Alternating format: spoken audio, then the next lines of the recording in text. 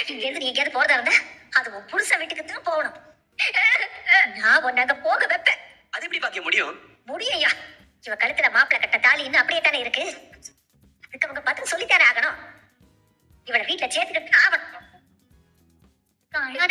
நாம புகாரை இன்னும் வாபஸ் வாங்கல. இங்க பாரு, அந்த கேஸ் மறுபடியும் கோர்ட்டுக்கு வரும்ல, நாம அப்ப பாத்துக்கலாம். மயில என்னக்கா அந்த புள்ள போயிடுச்சேன்னு வருத்தப்பட்டுக்கிட்டு இருக்கியா? நான் ஏன்டா அவ போனதுக்கு வருத்தப்படணும்?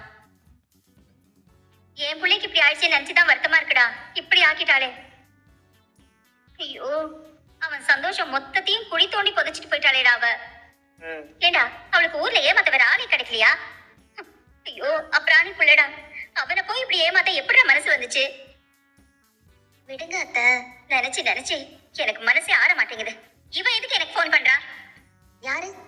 அதான் உங்க அருமை அக்கா மயிலு. ஏண்டா பழனி, சாதாரணமா இந்த பிடிக்காதவங்க போன் பண்ணா அது நமக்கு வராம இருக்கிறதுக்கு ஏதோ பண்ணுவாங்களே.